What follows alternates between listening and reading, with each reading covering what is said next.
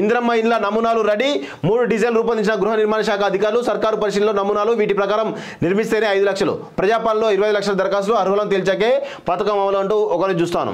So మొత్తానికైతే ఇందిరమ్మ ఇళ్లకు నమూనాలు రూపొందడం తెలుస్తుంది. అంటే ఇమీడియట్గా వచ్చే బడ్జెట్ సెషన్ నుంచి ఖచ్చితంగా ఆ నమూనాలు ఇల్లు కడితే ఖచ్చితంగా ఇంత డబ్బులు ఇస్తామనేటువంటి 5 లక్షలు ఇస్తామనేటువంటి ఒక ప్రతిపాదన ముందుకు వచ్చే అవకాశం అయితే కనబడతా ఉంది.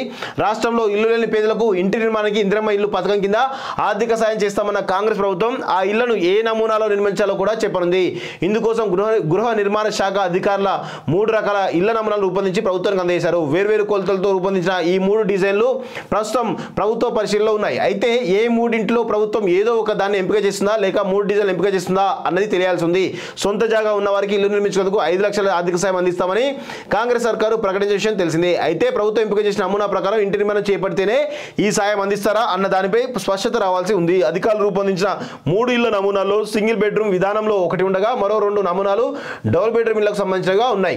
ఇంట్లోకి ప్రవేశించే ద్వారం మొదలుకొని వాష్ ఏరియా దాకా ప్రతిదీ ఎంత వెడల్పు పొడవు ఎత్తు ఉండాలనే వివరాలను ఈ డిజైన్లో అధికారులు స్పష్టంగా పేర్కొన్నారు. తొలి నమూనాను డబుల్ బెడ్రూమ్ ఇల్లుగా రూపొందించారు.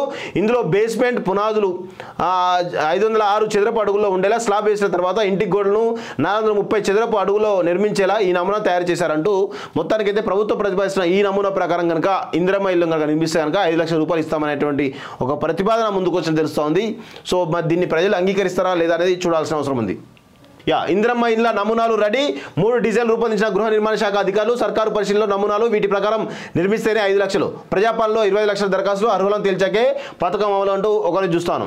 సో మొత్తానికైతే ఇందిరమ్మ ఇళ్లకు నమూనాలు రూపొందడం తెలుస్తుంది. అంటే ఇమీడియట్గా వచ్చే బడ్జెట్ సెషన్ నుంచి ఖచ్చితంగా ఆ నమూనాలు ఇల్లు కడితే ఖచ్చితంగా ఇంత డబ్బులు ఇస్తామనేటువంటి 5 లక్షలు ఇస్తామనేటువంటి ఒక ప్రతిపాదన ముందుకు వచ్చే అవకాశం అయితే కనబడతా ఉంది. రాష్ట్రంలో ఇల్లు లేని పేదలకు ఇంటి నిర్మాణానికి ఇందిరమ్మ ఇల్లు పథకం కింద ఆర్థిక సాయం చేస్తామన్న కాంగ్రెస్ ప్రభుత్వం ఆ ఇళ్లను ఏ నమూనాలో నిర్మించాలో కూడా చెప్పనుంది. ఇందుకోసం గృహ నిర్మాణ శాఖ అధికారుల 3 రకాల ఇళ్ల నమూనాలు రూపొందించి ప్రభుత్వానికి అందజేశారు. వేర్వేరు కొలతలతో రూపొందించిన ఈ 3 డిజైన్లు ప్రస్తుతం ప్రభుత్వ పరిశీలనలో ఉన్నాయి. అయితే ఏ 3 ప్రభుత్వం ఏదో ఒక దాన్ని ఎంపిక చేస్తుందా లేక 3 డిజైన్లు ఎంపిక చేస్తుందా అన్నది తెలియాల్సి ఉంది.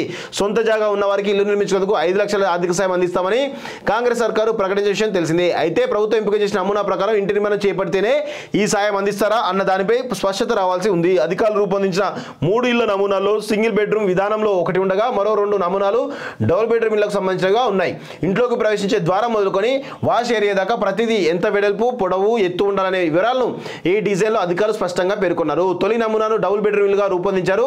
ఇందులో బేస్మెంట్ పునాదులు 506 చదరపు అడుగుల్లో ఉండేలా స్లాబ్ వేసిన తర్వాత ఇంటి గోడలను 430 చదరపు అడుగులో నిర్మించేలా ఈ నమూనా తయారు చేశారంటూ మొత్తానికైతే ప్రభుత్వం ప్రతిపాదిస్తున్న ఈ నమూనా ప్రకారం కనుక ఇందిరమ్మ ఇల్లు కనుక నిర్మిస్తే కనుక 5 లక్షల రూపాయలు ఇస్తామనేటువంటి ఒక ప్రతిపాదన ముందుకు వచ్చి తెలుస్తోంది. సో మరి దీన్ని ప్రజలు అంగీకరిస్తారా లేదా అనేది చూడాల్సిన అవసరం ఉంది.